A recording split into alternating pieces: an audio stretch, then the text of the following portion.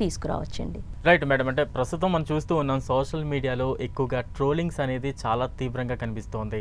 Trollings బారిన పడి కూడా చాలామంది తీవ్రంగా ఒత్తిడికి గురవుతూ ఉన్నారు. హాస్పిటలైజ్ అవుతున్న సిచ్యువేషన్స్ కూడా మనం చూస్తూ ఉన్నాం. దీన్ని ఎలా అధిగమించే ఛాన్సెస్ ఉన్నాయంటారు? అంటే మనం చూస్తూ ఉన్నాం సోషల్ మీడియాలో ఎంత స్పీడ్గా వారు ఒక సెలబ్రిటీ హోదా పొందుతారో వెంటనే ట్రోలింగ్స్కి గురవుతుంటారు. ఇమీడియట్గా కొంత డిప్రెషన్లోకి వెళ్తూ ఉంటారు. రీసెంట్గా మనం చూస్తూ ఉన్నాం చిట్టి పికల్స్ ఇష్యూ.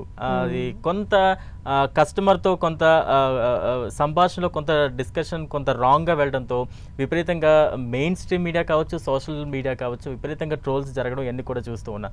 అలాంటప్పుడు ఎటువంటి మైండ్ సెట్ ఉండాలంటారు?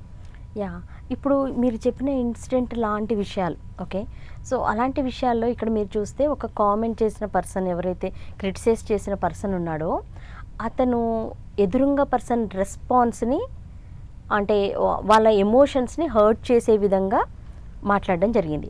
సో ఇది ఏమవుతుందంటే ఆటోమేటిక్గా ఫర్ ఎగ్జాంపుల్ ఒక నార్సిస్టిక్ పర్సన్ ఉన్నారనుకోండి. నార్సిస్టిక్ పర్సన్ బేసికల్గా ఎంపతి అనేది zero. Okay, other person emotions కానీ దేని పట్ల కూడా వాళ్ళకి ఎంపతి ఉండదు.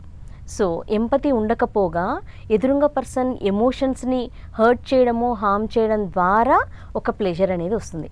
అంటే ఫర్ ఎగ్జాంపుల్ వాళ్ళు they are ready to attack other person emotions.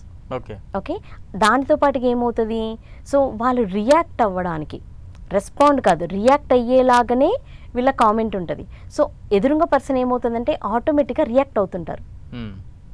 React అవ్వడం అనేది వీళ్ళకి ఫుడ్.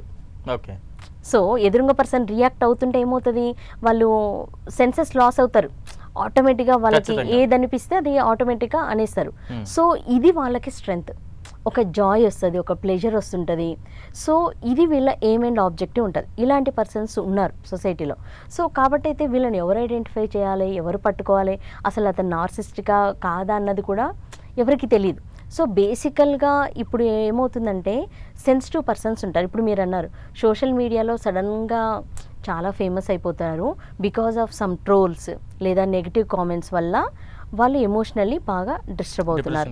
ఓకే, సో డిప్రెషన్కి వెళ్తున్నారు. సో ఇక్కడ మీరు గమనిస్తే సో సక్సెస్ అవ్వడానికి స్కిల్ కావాలి, ఏదో ఒక స్కిల్. వాళ్ళు ఏ పని చేస్తున్నారో ఆ పని పట్ల మంచి నైపుణ్యం, స్కిల్ ఉంటే వాళ్ళు సక్సెస్ అవుతారు.